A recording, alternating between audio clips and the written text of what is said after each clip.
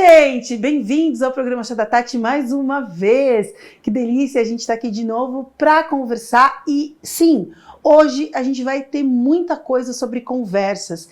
O que eu quero trazer para vocês? Sempre linhas de conversação, lugares que a gente pode expandir a nossa mente, a nossa maneira de olhar o mundo. E esse vai ser um papo que vai trazer de fato esse caminho. Eu vou estar tanto com vocês aí, mais prestando atenção e adquirindo, então eu espero que você, logo depois da vinheta, já esteja com a gente aqui e atento.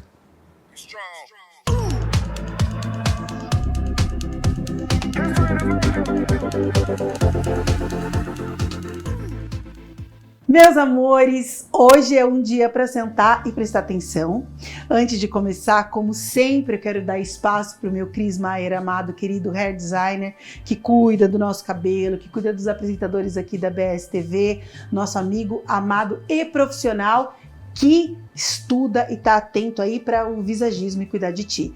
E também com a Ideal Fit, que é a nossa parceira, que cuida da sua saúde, enfim, para quem está aqui na região de Peruíbe, ali é uma academia que fica no CRIO. Fiquem atentos, eles estão a fim de cuidar da sua saúde, da sua estética também, mas da sua saúde em primeiro lugar. E a gente vai cuidar hoje da mente, expansão da nossa consciência. E a ideia de fazer isso é conversando sobre filosofia.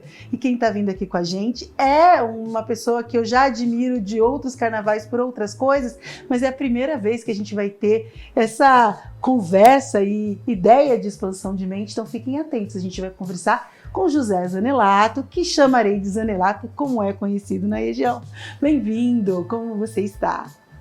Muito obrigado pela introdução da apresentação, estou bem e à disposição sua e dos telespectadores para poder passar os esclarecimentos necessários para a expansão da consciência ou despertar de consciência, como queira, tratando de um assunto sobre alta filosofia. Tema esse que vai servir como referência de vida ou de existência, não só para os homens, para as crianças e também para as mulheres, que é o público principal, público que lhe acompanha, né, com intensidade maior.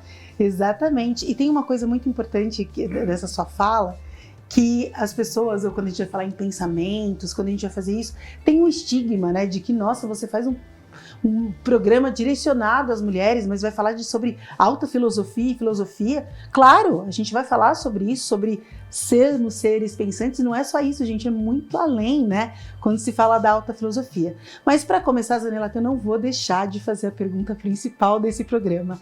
Quem é José Zanelato?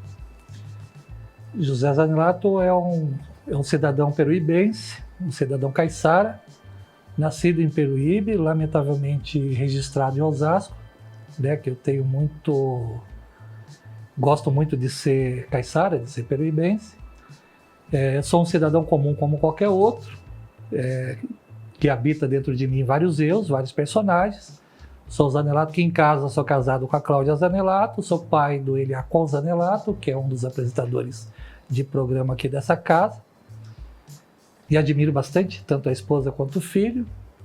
Sou um estudante de filosofia desde pequeno, desde garoto sou um autodidata, e depois formalmente em algumas escolas iniciáticas, há 18 anos numa determinada escola iniciática sou mestre, né, e estou como um venerável mestre, como presidente. Numa outra escola filosófica, fiquei 9 anos estudando e dando aulas. E costumeiramente e diariamente estudo. Depois adentrei numa academia de letras, onde trabalhei, escrevi, produzi textos de crônicas, contos e poesias. Fui presidente dessa academia e vice-presidente, né, reeleito. Mas, como sempre digo para todos, um cidadão comum como qualquer outro. Ele é um cidadão comum que vai voltar para falar conosco várias vezes, porque quando a gente pega um currículo, os assuntos são tantos e tão importantes que eu conversei com ele e falei, vamos dividir isso em alguns programas, vamos começar pelo básico mesmo, para a gente começar a trilhar uma linha de conversa, já que a filosofia ela e eu posso estar errada, me corrija já vou entrar nesse assunto, quando nós falamos sobre alta filosofia, o quanto a gente está falando, Zanelato, da vida real, o quanto não é real, o quanto a gente tem de expansão quando a gente está falando desse universo da filosofia. O real e o abstrato, ele faz parte de um conceito, de conceitos filosóficos, né, múltiplos, que cada qual buscou a sua verdade. E a verdade, ela não existe no aspecto pluralizado, né? A verdade está dentro de cada um de nós. Então, o grande axioma filosófico, né, ele se baseia, né, sintetiza em 3 questões. Quem somos? De onde viemos? Para onde vamos? Esse é o grande axioma filosófico. Agora, se a gente buscar a resposta nos pré-socráticos, na filosofia arcaica, na filosofia antiga, né, na Grécia Antiga, por exemplo, na Grécia Arcaica, ou no universo da filosofia dos Indostães, então a gente pode pegar todos aqueles conceitos e utilizar da melhor forma aquilo que nos couber como verdade, como descoberta. Esse é o primeiro princípio dos 4 grandes pilares da sabedoria, que é o princípio da ciência. Comprovação direta dos fatos. Né? E depois nós vamos falar dos outros 3 princípios, né? Que na verdade é a ciência, a filosofia, a arte e a mística. Então a filosofia não está desconectada da ciência, da arte e da mística. A ciência, por exemplo, se a gente a compreendesse como do aspecto material das buscas, das descobertas materiais, sem a conexão com a espiritualidade, que é a mística, faria daquela pessoa, daquele ser cientista, um cético materialista. Faltaria mais elementos para ele chegar à verdade. E se a gente pegar o místico, o religioso, o fanático, o fundamentalista, que não se utiliza dos princípios da ciência para poder associar os conceitos, para poder chegar à verdade, aquele místico, religioso, fundamentalista se tornaria um fanático, onde, em decorrência disso, o tornaria um ególatra paranoico ou mitômano. Então, só uma pitada antes da gente começar a falar propriamente dito da alta filosofia. É importante, e eu vou te fazer uma pergunta que é bem leiga, mas me passou isso. O distanciamento do que é filosófico ou dos que não é estudioso, as facilidades que a gente tem adquirido no decorrer dos anos, tanto tecnologia, quando a gente tem ChatGPT, inteligência artificial, nos dá um distanciamento de certos estudos e autoconhecimento. A gente está indo para um autoconhecimento que, ao meu ponto de vista, e aí pode ser até, peço desculpa se eu atingir alguém nesse sentido, esse autoconhecimento é um autoconhecimento muito raso. Quando a gente passa a conhecer apenas quem somos e respeitar quem somos, sem verificar também dentro do todo. E a gente vai falar aí sobre verdade, verdade para quem, né? As suas verdades, enfim. Eu quero entrar nesse campo já pela forma com que as pessoas estão lidando e aprendendo hoje, atinge um pouco esse nosso autoconhecimento como seres únicos e individuais e místicos também, não? Míticos, né, que se fala. Míticos também, né? Então, por exemplo, como a gente está falando de seres míticos, então a gente fala, por exemplo, de Hermes Trismegisto, né? Então, Hermes Trismegisto, ele tem um conceito sintético, né, do hermetismo, né? Então, por exemplo, se a gente pegar um objeto e a gente falar assim, olha, nós temos que fechá-lo de maneira tão bem fechada, hermeticamente fechada. Por quê? Porque o hermetismo, na verdade, seria alguma coisa que está escondida. Seria tal qual Ísis, né, a mãe do cosmos, raiz do amor, botão, tronco, folha, flor e tudo quanto existe, né? Ísis e Osíris para os egípcios. Então, quando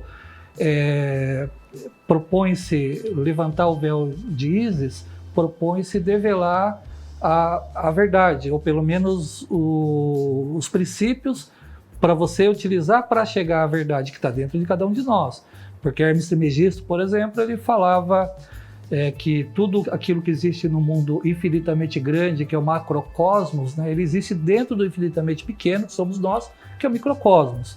Então isso parece ser um clichê, né? Mas à medida que você vai estudando todos os preceitos filosóficos e vai colocando em prática, você vai sentindo a filosofia. Então a gente vive, quem estuda Filosofia a gente vive constantemente com ela, seja aqui dando uma entrevista, seja em casa num relacionamento com a esposa, seja num trato com o filho, seja no ambiente de trabalho, seja numa academia literária. Então, por exemplo, uma academia de literatura, a cadeira que eu ocupava por opção minha, por escolha minha, era de Manuel Antônio Álvares de Azevedo, justamente em razão da semelhança das escritas em linguagem metafórica.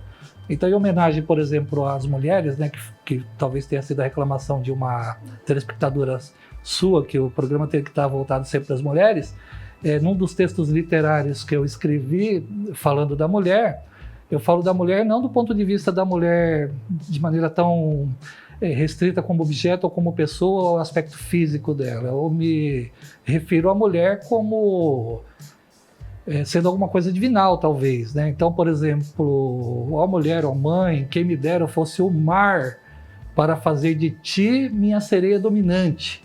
Tu serias uma sereia deslumbrante, mergulhada na verdadeira filosofia, onde, em vez de mulher e peixe, tornar-se-ia exclusivamente amor e sabedoria. Então, dedico a todas as mulheres que estão assistindo esse programa, o seu público. E é isso, filosofia também, e é para todo mundo e para as mulheres também, que fique claro isso para quem duvidar. Mas esse distanciamento dessas linhas de pensamento, você acha de fato que tem prejudicado a nossa evolução humana? Porque há um distanciamento, né, Zinaldo? Você sente isso? Sim, porque esse distanciamento da busca do verdadeiro eu, né, da busca da tua consciência, da busca do seu verdadeiro ser, a vida se tornou mecanicista. Então a vida, aquilo que a tecnologia nos possibilita de avanço, de resolução de problemas de maneira mais rápida, na verdade, para muitos acaba sendo utilizada como uma bengala e do aspecto mais negativo possível. Então a inteligência artificial, por exemplo, ela é uma inteligência artificial, mas ela não foi criada por um ser divino, ela foi criada por humano. Então ela também tem as suas limitações, né? Então, por exemplo, se ela também tem as suas limitações, ela também tem aqueles conceitos que ela vai passar para alguém, um conceito criado por um ser comum. E se você somente reproduz aquilo, né, aquele conceito, por exemplo, então aquela reprodução não é você. Sim. Né? Então tem um filósofo, por exemplo, que ele fala que nós não concordamos com os pensamentos de outras pessoas. Nós concordamos apenas com o nosso próprio pensamento produzido por outras pessoas. Então parece que acaba sendo a mesma coisa, mas não é. Então, existiram outros filósofos mais conhecidos, como Friedrich Nietzsche, por exemplo. Ele fala que ele não se preocupa se parte dos conceitos da filosofia dele havia sido escrito por outra pessoa, que depois o acusariam de plágio, por exemplo. Para ele pouco interessava, ele só escrevia aquilo que partia das altas reflexões dele, né? Então é mais ou menos isso. É mais ou menos isso. E quando a gente escolhe a ambientação, os lugares em que a gente vai, as pessoas com as quais a gente se relaciona, porque todo mundo com quem a gente se relaciona pode, de alguma forma, nos impactar como seres pensantes, existentes, e até impactar como ser humano, como essência, vamos dizer assim. Eu nem sei se é essa a palavra certa quando a gente está falando dessa parte divina que cabe dentro de nós.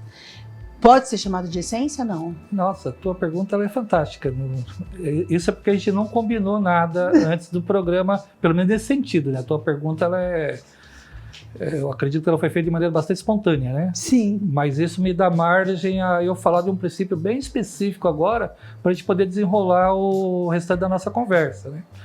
Então, dentro dos estudos acadêmicos, por exemplo, isso eu falando em razão de uma boa relação que eu tinha com uma confreira minha na Academia de Letras, chamada Sheila, era professora de filosofia na USP. Então ela falava para mim, ela falava assim, Zanelato, na USP a gente trabalha, né, com os conceitos acadêmicos de que o ser humano comum e corrente, ele tem no máximo 5% de consciência desperta. Então isso significa que 95% daquilo que deveria ser a sua consciência desperta, ela não está desperta, ela está presa dentro de alguma coisa que não deixa fluir aquilo que ela tem de divino dentro dela. E o que seria isso? Para alguns religiosos vão falar que são os pecados capitais, né? Luxúria, inveja, cobiça, gula, preguiça, orgulho e ira, e mais os defeitos menores. E para outros vão dizer que é o inimigo, que é alguma coisa interna que está dentro de si. Para outros vai dizer que é alguma tentação do diabo ou coisa do gênero. E pouco interessa o aspecto negativo que as pessoas denominam. Mas o fato é que dentro dos estudos de autofilosofia, já desde há muitos anos, né, estuda-se que, em média, a humanidade, o ser humano comum, ele não tem mais que 3% de consciência desperta. Então não chega nem aos 5% que no meio acadêmico é estudado. E aí, várias literaturas, né, elas sugerem esses estudos através de uma linguagem metafórica, né? Então, por exemplo, quando a gente, ou numa linguagem simbólica, vamos dizer. Então, se a gente imaginar o gênio e a lâmpada, por exemplo, então nós temos lá uma lâmpada, onde dentro dela tem um gênio. Essa lâmpada, para poder fazer com que aquele gênio saia de dentro dela e se expanda, né, e realize todas as vontades, os desejos da humanidade, ela precisa ser esfregada, né? Aquela lâmpada, ela representa aquilo que podemos denominar como ego, né, que seria o ego no aspecto da alta filosofia, que é considerado como as energias mentais condensadas dentro da gente, cujo resultado são aqueles aspectos negativos de luxúria, ira, inveja, cobiça, gula, os defeitos, propriamente dito. E esses defeitos são múltiplos dentro de cada um de nós. Então, se a gente imaginar, por exemplo, que alguém conhece o Zanelato e vai querer atribuir ao Zanelato um adjetivo de aquela pessoa tranquila, calma, inteligente, isso e aquilo, né, que poderia ser algum adjetivo que quisessem me dar, não conhece o outro Zanelato que de repente pode estar iracundo, pode estar invejoso, pode estar guloso, pode estar preguiçoso. Então são vários personagens que nós temos dentro de cada um de nós, e todos nós temos. Então esses erros, eles aprisionam a consciência, né? Então eles não deixam com que a gente viva, por exemplo, a filosofia da momentaneidade, a filosofia estoica, seria transformar o futuro e o passado no eterno presente. Então olha como que o ego aprisiona o gênio. Quem é o gênio? É a pergunta que você fez, é a essência. Então essa essência, ela pode ser, para poder facilitar o entendimento do telespectador, ela pode ser associada àquilo que nós chamamos de consciência, ela pode ser associada àquilo que nós chamamos de alma, pode ser associada àquilo que nós chamamos de espírito, ou pode ser associada àquilo que os indostãs tratam como Buddhata, né? Que o processo da meditação é você pegar o Buddhata, a essência, e elevá-la para níveis, para aspectos dimensionais diferentes da dimensão física. Elevá-la, por exemplo, para a sexta dimensão da natureza, que é o mundo causal, aonde vai se obter algumas respostas lá através do processo meditativo da mente vazia, do vazio iluminador. Então a essência é isso. Ai, é muita coisa e essência. Agora eu já quero continuar. Deixa eu falar para vocês da Nona Rosa. A gente estava falando também sobre...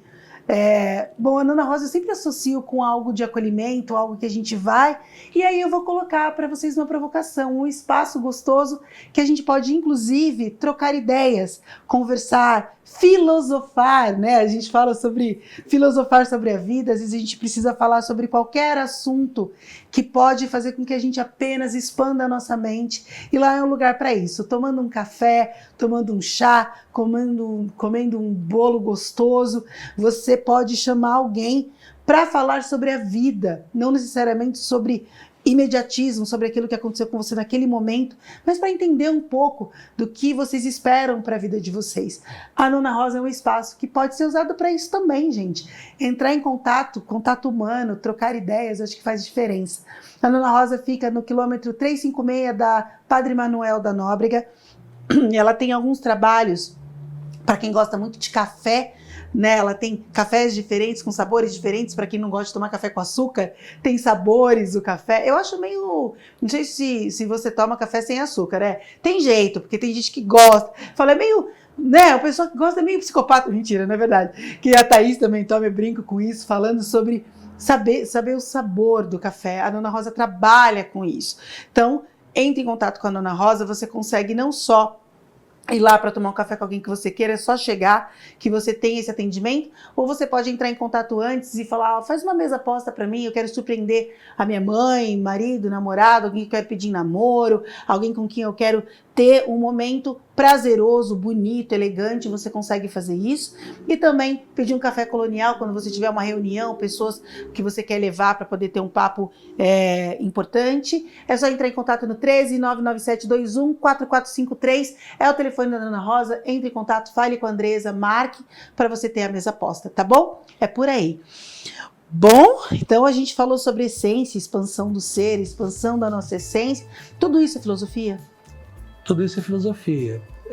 A filosofia, ela não procura te dar respostas para as suas indagações. Ela instrumentaliza formas de você colocar em prática na sua vida diária para você conseguir as respostas. Então, por isso que, para mim, eu li todos os filósofos, muitos filósofos, né, melhor dizer, não todos, mas muitos filósofos, os principais, pelo menos, na linha acadêmica.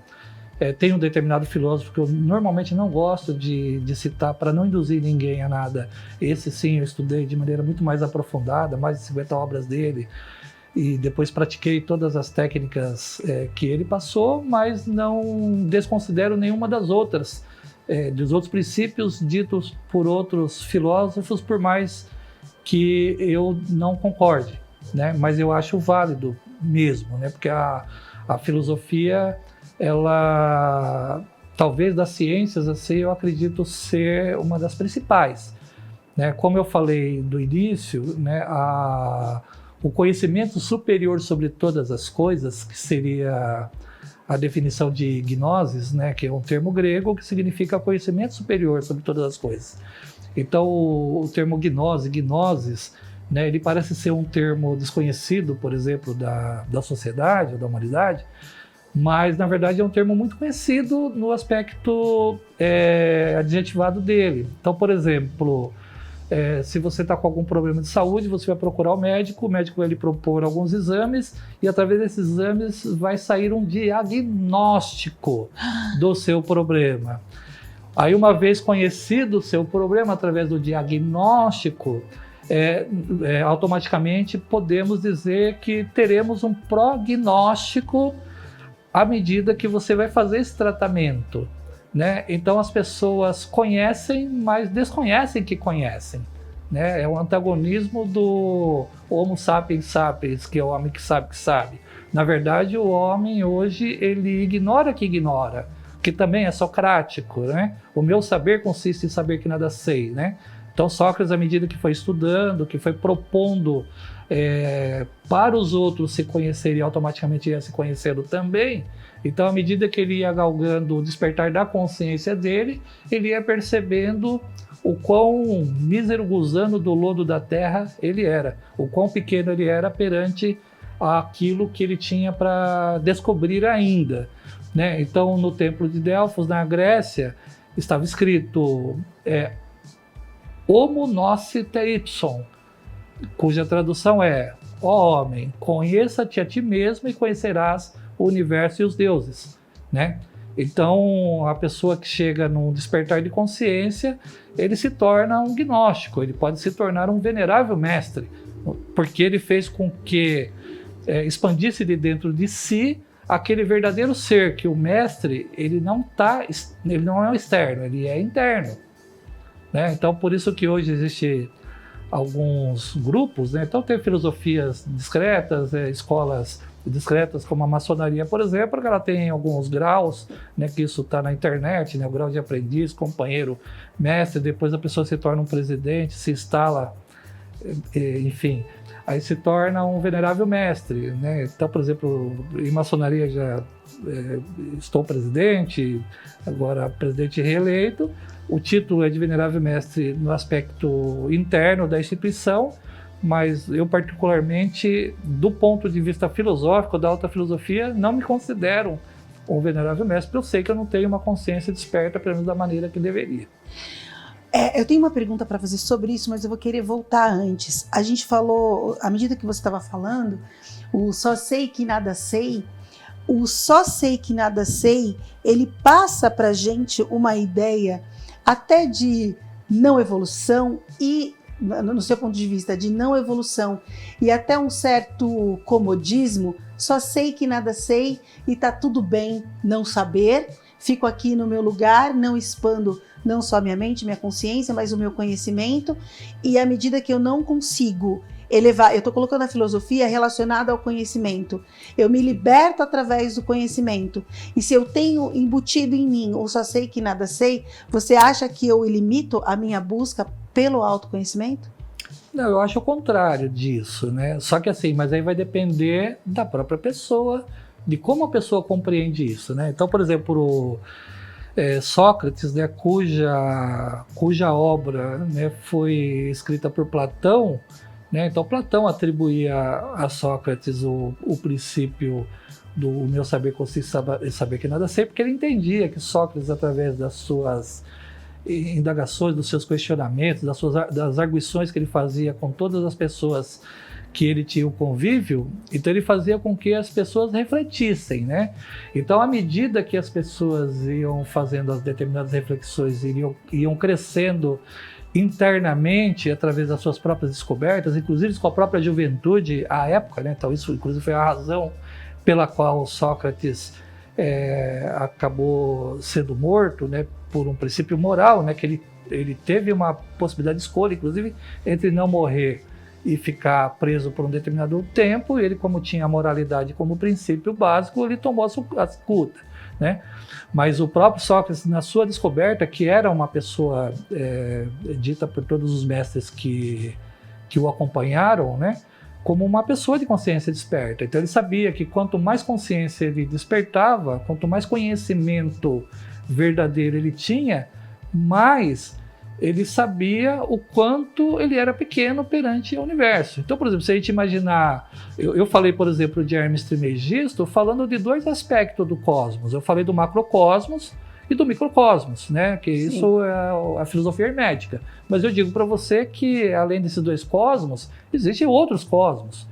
Então existe, que eu vou falar, mas não vou explicar, tá? Então, porque não vai dar tempo no programa. Mas existe o protocosmos, o aiocosmos, o deuterocosmos, o mesocosmos, o macrocosmos, o microcosmos e o tritocosmos.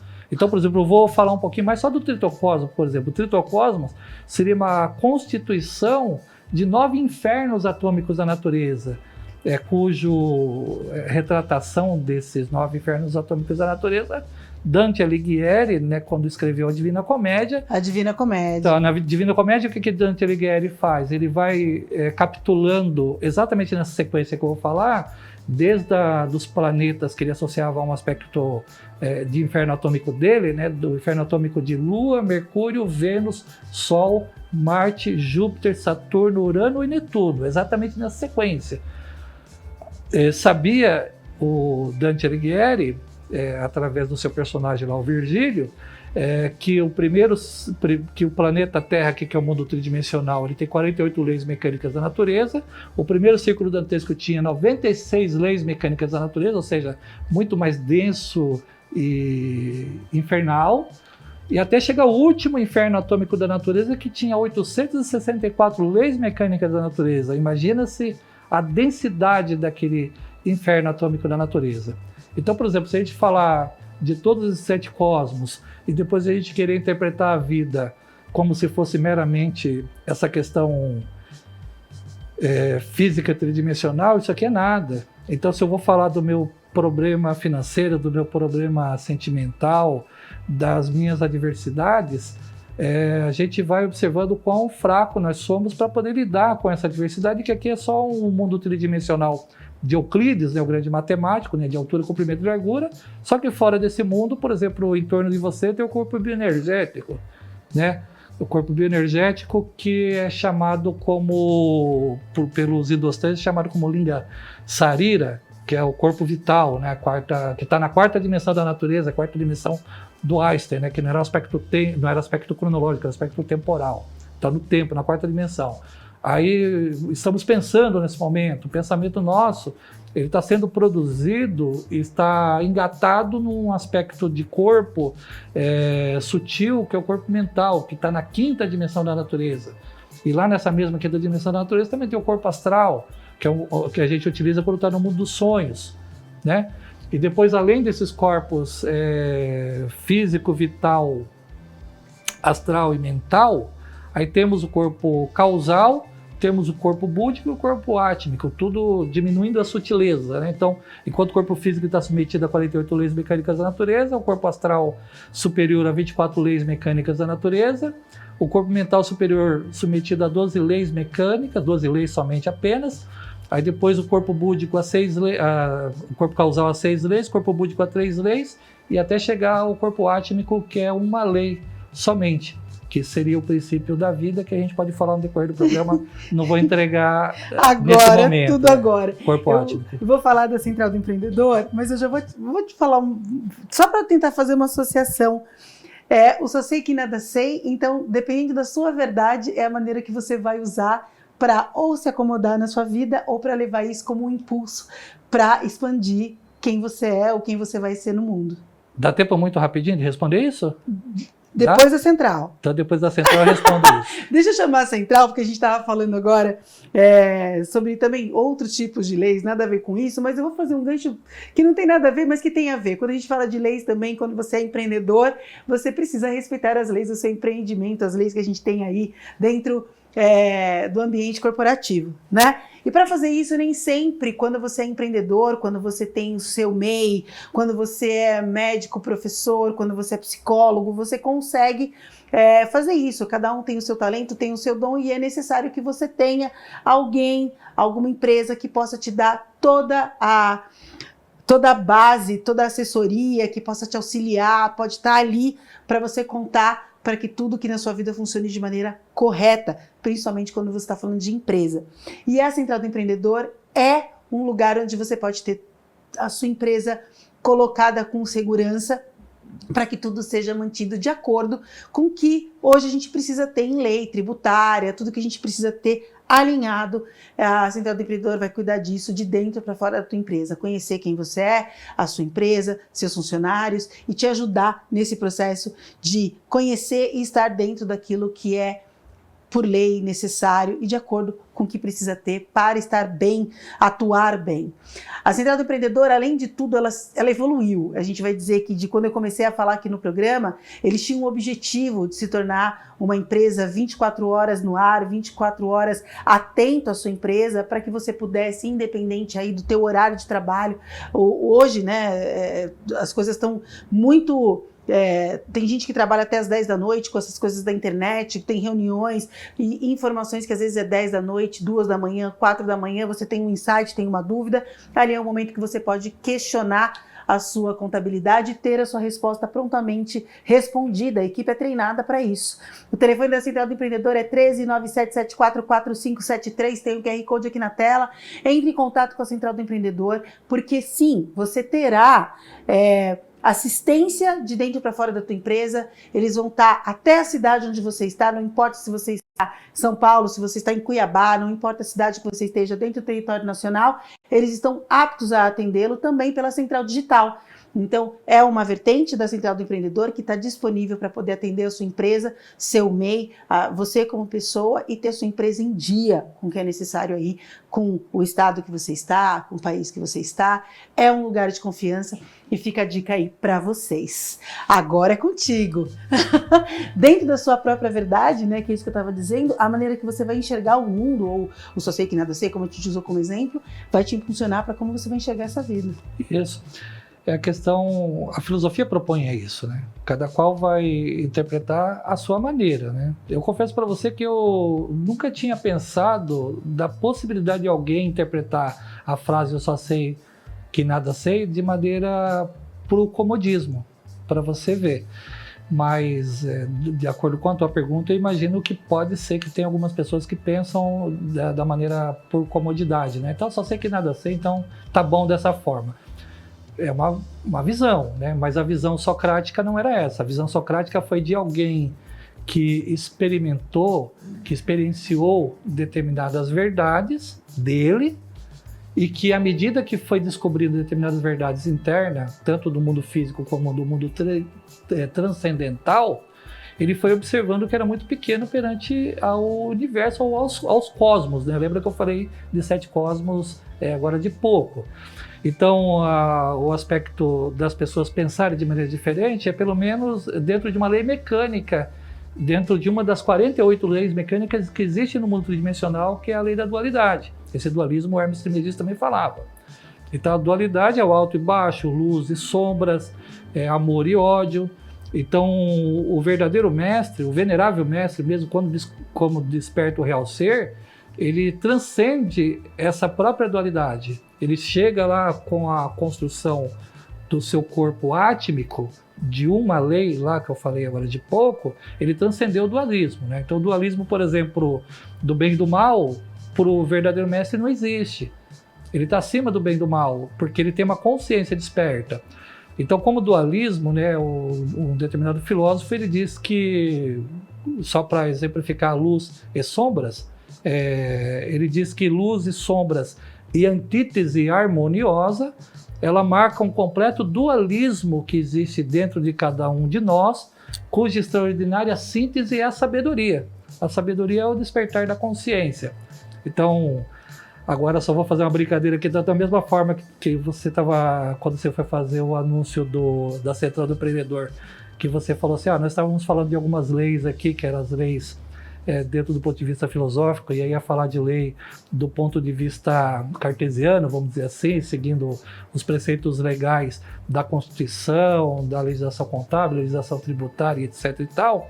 Então, na Constituição Federal, por exemplo, de 1988, no artigo 5º, no inciso 2, tem a definição do direito positivo, do princípio da legalidade, que diz assim: ninguém será obrigado a fazer ou deixar de fazer alguma coisa senão em virtude de lei. É isso que está escrito no inciso 2 do artigo 5º da Constituição Federal. Quem estiver assistindo em casa pode buscar. Aí o que acontece? Quando você lê aquele princípio do direito positivo, que é o princípio da legalidade, né? Esse princípio da legalidade está no artigo 5º, inciso 2, e está como o primeiro princípio do artigo 37 da Constituição. Ali também a gente vê uma dicotomia, né? Por quê? Porque ninguém será obrigado a fazer ou deixar de fazer alguma coisa senão em virtude de lei. Isso serve para o poder público, seja ele do poder público municipal, estadual, federal ou distrital. Para o cidadão comum, então, por exemplo, para a prefeitura, para o prefeito, para o governador, para o presidente, ele só pode cobrar dos contribuintes, do cidadão comum, aquilo que a lei definir de maneira expressa. Então, ninguém será obrigado a fazer ou deixar de fazer alguma coisa, senão em virtude de lei. Tem que ter uma lei. Por exemplo, olha, você não pode ficar com a perna cruzada quando estiver apresentando o programa. A prefeitura vai te notificar. Você fala, mas com base em que lei? Né? Então, esse é um princípio do direito positivo. Só que é dicotômico também, que para o contribuinte, enquanto que para o poder público só é permitido fazer aquilo que a lei determinar, para o contribuinte comum, tudo é permitido, aquilo que não é proibido. Então, se não tiver uma lei que assim diga expressamente que não pode, pode. Tudo que não é proibido é permitido. Então, por exemplo, a gente pode sair lá na rua e matar alguém? Não, não pode. Tem o Código Penal com as suas diretrizes. Eu posso negar a emitir uma nota fiscal? Não, não posso. Tem a legislação tributária que assim o regula. E assim por diante. A vida, de maneira física do mundo tridimensional, aqui de altura com a vida material, ela tem os seus regramentos. E assim o universo também ele tem os seus regramentos através das suas leis, que são as leis naturais. Então, por isso que hoje em dia no direito, né, então existe aquelas pessoas que se intitulam como os positivistas, os legalistas, vale apenas o que está escrito.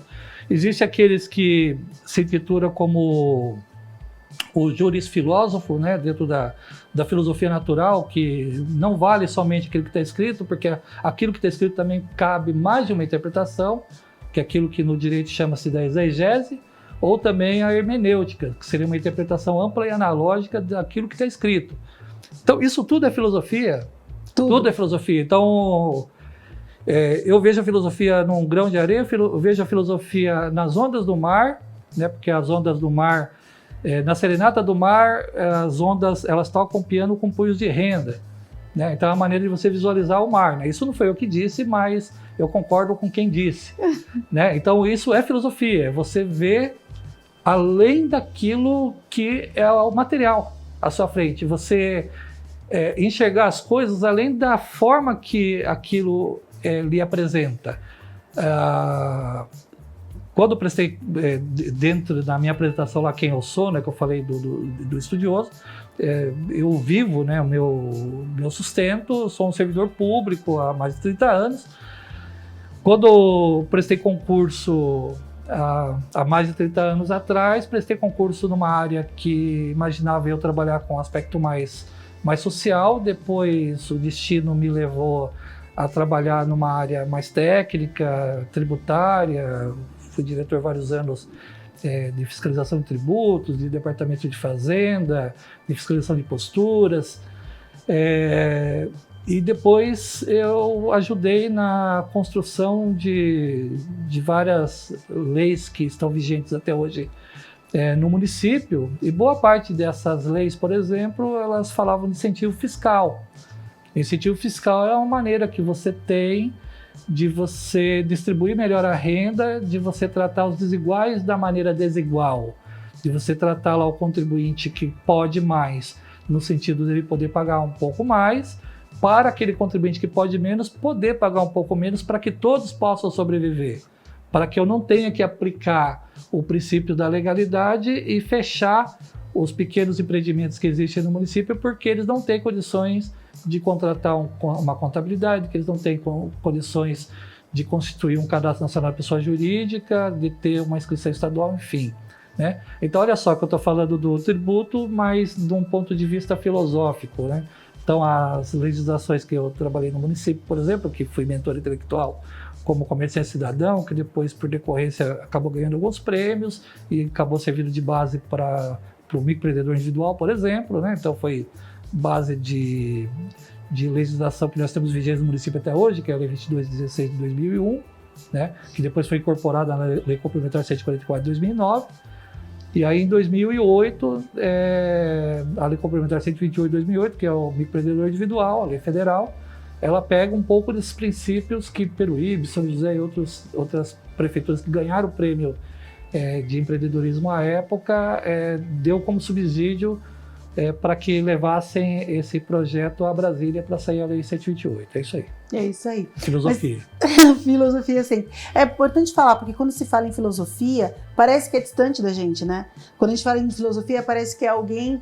Como que é o nome daquela estátua que é o pensador, né? Isso. Parece tão distante da gente. Filosofia está em tudo. E eu falo porque hoje tem, para quem está na internet já deve ter visto, né? Eu sou igual o Zeca, quando eu te perguntei do Só Sei Que Nada Sei, eu falei igual o Zeca Pagodinho, eu deixo a vida me levar. E a vida não é assim, é necessário que a gente tenha atento a esses conhecimentos para a vida não levar, porque se deixar a vida levar, vai por caminhos que, né, nem sempre são tão positivos. Antes da gente continuar, deixa eu falar da Black Laser para vocês. Esse programa, eu falo, a gente entra e passa rápido, porque tem... a gente vai mergulhando em alguns assuntos, de repente o tempo corre, né? Então, deixa eu falar com vocês da Black Laser. A Black Laser é uma empresa incrível aqui da cidade de Peruíbe. Eu brinquei agora que às vezes a gente tem as coisas tão distantes da gente, a gente tem essas coisas perto e às vezes a gente nem percebe, porque também a gente não fica atento a isso. Então fica a dica para vocês de um espaço, de um lugar em que está pronto e apto para atender aquilo que você criar. É possível isso? Sim. É possível. A Black Laser, ela é um espaço que tem uma máquina de corte a laser e uma impressora 3D. Coisas que a gente nem imagina o que pode fazer com isso. O William, que é o dono da Black Laser, é uma pessoa que está em total expansão consciente, inclusive, porque ele... isso no meu ponto de vista, tá, Zanilato? Porque ele pegou um item que era para fazer uma máquina de laser, que é para fazer impressões, né, gravar coisas, e aí dali ele já entendeu que ele pode fazer cortes precisos, e em cima disso ele trabalha com comunicação visual, depois ele entendeu que ele pode criar peças, pode dar espaço e vazão para a criação de outras pessoas, eles montam essas artes, fazem esses cortes de maneira precisa, montou itens que pode ser para você presentear, coisas mais personalizadas, e expandiu, levando, né, quando a gente fala da impressora 3D, que hoje pode imprimir até casas, a gente sabe disso, para imprimir itens que pode melhorar aí seu convívio, coisas que você pode dar para os seus, são troféus, coisas assim que ele vai desenvolvendo para você presentear seus funcionários, ou enfim. É uma criatividade que vai muito além daquilo que a gente espera, e tendo recursos e ferramentas para poder fazer com que aquilo se torne real. Então fica a dica para vocês de entrar em contato com a Black Laser. Eu vou passar o telefone para que vocês tenham, às vezes, uma vontade de também presentear alguém, fazer alguma coisa surpreendente no 13991632522. Esse é o telefone, fale com o pessoal lá. Põe para fora também aquilo que você às vezes cria e acha que não tem como se tornar realidade, né? Às vezes numa coisa como essa você consegue fazer. Essa é a nossa Black Laser. A gente já está a caminho do fim, acredita? Sim. É muito rápido. A gente nem começou ainda a entrar em tudo que precisava, ainda bem que eu já deixei os convites lá atrás. Falei, o senhor vai voltar, eu não quero nem saber, tá? Já é alguém da casa agora. Posso fazer uma observação em relação ao Deixa a Vida Me Levar? Sim.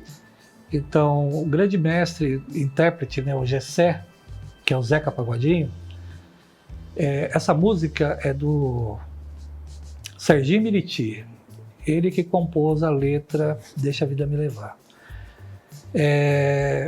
O Deixa a Vida Me Levar, quando um determinado entrevistador perguntou a Zeca Pagodinho se ele vivia isso, de Deixa a Vida Me Levar, ele falou que ele vivia isso, mas com algumas restrições.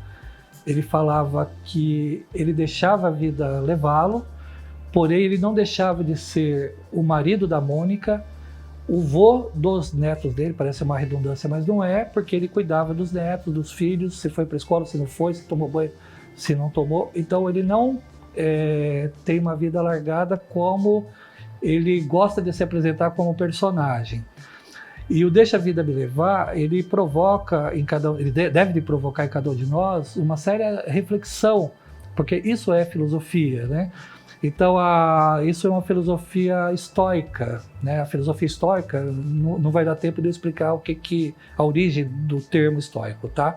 Mas o estoicismo, por exemplo, o que ele faz? Ele nos propõe a gente vivenciar de maneira mais absolutamente consciente de tudo aquilo que está ao nosso alcance, que são todas as nossas ações, as nossas convivências, tratando todas elas da maneira melhor possível, com ética, com moral, se colocando no lugar do outro, né? Isso o estoicismo ele propõe, é um dos princípios de pilar dele, né? Que é o princípio da virtude estoica.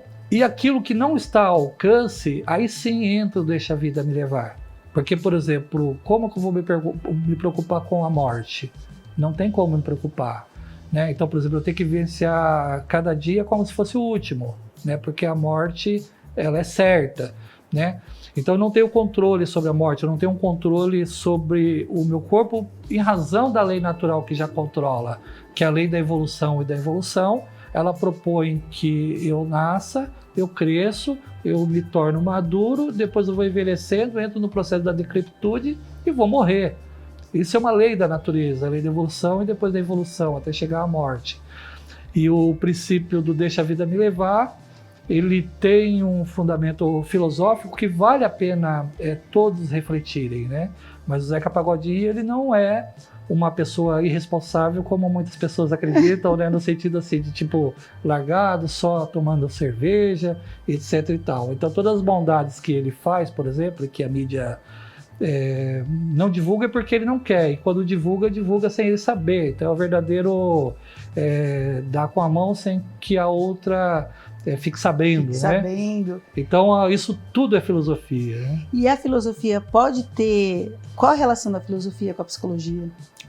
Tem uma relação, né? A psicologia, né? Logos do grego no aspecto assim, de estudo, né, do saber, e a psico aí tem a ver com a psique, né, que seria a alma, espírito, o interno, né, então seria a psicologia, ela busca o entendimento do que é o aspecto externo, do aspecto interno, perdão, da psique, né.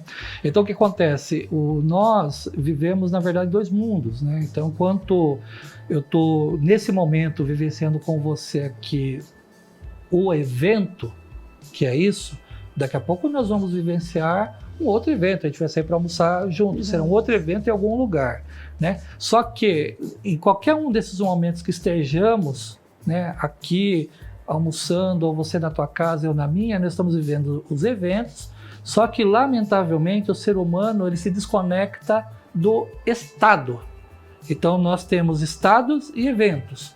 Então, quando você está vivenciando o seu evento, como estou vivenciando aqui, eu não posso me desconectar do estado. O estado, o que é? O que está acontecendo internamente dentro de mim. Então, para isso existe uma técnica de psicologia revolucionária que chama a técnica da autoobservação. Então, o que acontece? Você, diariamente, de minuto a minuto, você tem que se transformar em dois, como se fossem dois personagens, o teu personagem externo, que é o que você está vivendo, mas observando de maneira imediata o que está acontecendo internamente. Então, por exemplo, se tudo aquilo que eu estou passando para você aqui, para os telespectadores, internamente eu estou observando que está me causando um determinado orgulho, uma determinada vaidade, isso não é alguma coisa proveniente da consciência, da essência, do Buddhata, daquilo que nós falamos no começo do programa. Sim. Então, automaticamente, eu tenho que eliminar isso dentro de mim. E para eliminar isso dentro de mim, eu vou recorrer àquilo que eu acredito. Por exemplo, se eu acredito em Deus, se eu acredito no Pai Nosso, eu vou fazer uma oração Pai Nosso. Se eu acredito na Mãe Divina, se eu acredito na Nossa Senhora Aparecida, eu vou fazer uma oração. Se eu não acredito em nada, simplesmente eu vou recorrer a mim mesmo, que eu me acho super bom, que eu sou ateu. E aí eu vou ter que me corrigir isso, que eu estou fazendo mal para mim e para a sociedade. Né? Então a gente tem que descobrir aquilo que é positivo e negativo dentro de nós e propor a destruição daquilo que é negativo para uma hora a gente transpor os dois polos e chegar na verdadeira sabedoria. Eu vou já deixar um gancho para o próximo programa, porque já está com convite, foi isso que eu brinquei, que ele já aceitou, que é o ego. Essas duas figuras do que eu estou vivendo agora, do evento, e essa questão interna, é o ego ou não? O ego é outra coisa? Não, o ego é exatamente isso. Aí eu só tenho que deixar bastante claro, né? Porque o seu programa ele é assistido por classes de todos os níveis, né? Então os grandes intelectuais, inclusive eventualmente os psicólogos que estejam escutando nós aqui, nos escutando. Então, por exemplo, eu não estou falando do ego do ponto de vista de Freud e nem estou falando do ponto de vista de Jung, por exemplo. Né? Então, do ponto de vista de Freud, por exemplo, Freud ele tratava do ego, do id e do superego. Então, quando Freud ia falar do id, por exemplo, ele falava do ser humano se manifestando da maneira mais primitiva possível, né? Sem os valores. Né, ser os valores do bem e do mal. E quando ele falava do ego da manifestação dele na sociedade, como se fosse a personalidade dele, né, só para uma linguagem mais simplificada que eu estou usando para as pessoas entenderem. E quando ele falava do superego, era uma espécie do consciente dele, né, da supraconsciência, né. Então, na verdade, eu estou aqui para desconstruir isso, né. Então, por exemplo, em alta filosofia, a somatória de tudo o que eu estudo até hoje, estudo todos os dias. Então eu digo para você que estudando de maneira prática mesmo mais cerca de 40 anos, eu digo para você que o superego ou o eu inferior, eles fazem parte da mesma natureza, ou seja, eles são energias mentais condensadas dentro da gente, cujo resultado final é o negativo, são os defeitos, é a personalidade das pessoas não serve para nada.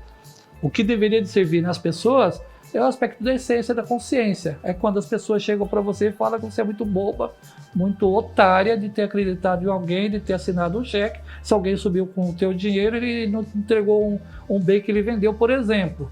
Então o problema não é teu, o problema é da natureza da outra pessoa.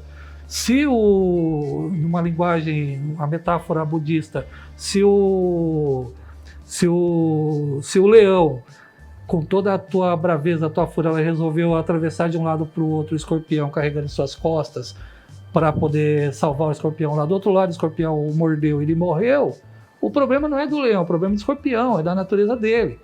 Então, por exemplo, quando a gente começa a vivenciar o mundo e quando começa a ser mundano, você começa a perceber que, de repente, o errado vira certo.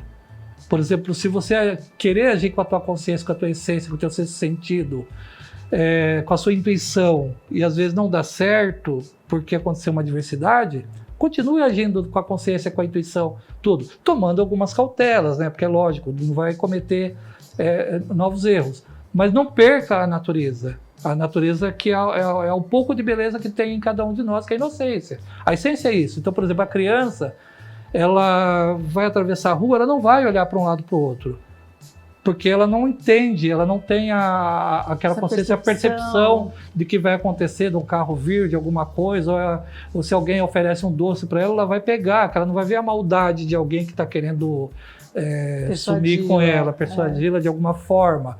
Então isso é essência. Só que é uma essência, aí é a diferença da essência e da consciência, né? Que a gente coloca como sinônimo, mas na verdade não é, né? Então a essência é isso, é essa beleza que existe, por exemplo, dentro de uma criança, 3, 4, 5 anos. À medida que ela vai crescendo, ela vai tendo a personalidade até 7 anos, depois vai mudando a cada 7 anos. Em razão de uma lei da natureza, que é a lei do 7, da transformação, que lá na Índia eles chamam de Epta Paraparshinok. Esse é o nome da lei que eles chamam lá na Índia, a lei de transformação. Então, mas isso, a consciência, ela é essa essência com o aprimoramento em razão das vivências. Então, por isso que às vezes a adversidade, o que acontece de ruim, serve como aprendizado, porque você adquire uma consciência em cima da consciência para a essência. Né? Então, essa que é a pequena diferença que existe entre essência e consciência. É isso. A gente vai falar sobre essência, consciência, ego, num próximo programa, não é já o seguinte, gente, mas a gente vai falar sobre isso, a gente vai aprofundar em tudo isso, porque o que a gente precisa fazer de fato, e aí eu acho, Zanelato, que é importante trazê-lo aqui para um público que é na sua maioria feminino, não só, mas exatamente o que a gente conversou, porque aí é uma coisa da Tatiana está dizendo isso, eu tenho um receio de que na sociedade atual, tudo que a gente está fazendo é deixando de pensar, e eu acho que isso faz com que a humanidade retroceda. E a filosofia, para mim, ela embora esteja toda a nossa vivência e existência, a necessidade da gente estudar, da gente ler, da gente interpretar, da gente ir além, faz com que a gente expanda como pessoa, como seres, e ainda mais cósmicos, como pessoas, como os pequenos deuses que somos dentro da gente, que a gente precisa criar. Eu vou já pedir para se despedir, porque acabou. Tá. Então vou me despedir dessa forma. Atualmente eu estou trabalhando no Departamento de Mobilidade Urbana. E lá nós temos um diretor, Marcos Bispo, né? O pessoal o conhece como Tico. Então, juntamente com 2 colegas, o José Lírio e o Renato, eles criaram um programa interno lá do departamento, né? Isso não é institucionalizado por enquanto, que é uma proposta de eu, juntamente com o Renato, de passar alguns conceitos para todos os servidores do departamento, que é uma estrutura de secretaria ali, né, funciona de dia e de noite, no sentido de pegar todo aquele trabalho que eles fazem, de eu dar as aulas do ponto de vista da legislação para eles, mas ao mesmo tempo fazendo uma conexão desse aspecto da legislação com o aspecto filosófico. Né? Por quê? Porque vive-se um universo ali totalmente opressivo por si só, né? Porque trabalha com legislação, lida com o público, pune o público, e em decorrência disso acontece algumas situações como ocorrera num passado não tão distante, de entrar alguém dentro da nossa sala e atirar num colega da gente na minha frente, matou esse colega, né? Então, isso gera uma série de transtorno para o pessoal, porque não é a primeira vez que acontece esse tipo de situação, nesse tipo de ambiente, e de uma certa forma a gente tem que trabalhar com o pessoal a questão da legislação e a questão mental também, só para poder despedir. Isso é muito importante, mas a gente vai trazer isso também no próximo programa. Mas eu quero deixar um beijo para Ideal, um beijo para o Cris, um abraço apertado para o senhor, para a Cláudia e para o Eliacom. A gente vai dizer assim que é uma família que eu tenho muito apreço, um agradecimento total, e já a gente volta para falar mais, inclusive, sobre isso. Beijo para todo mundo. Tchau!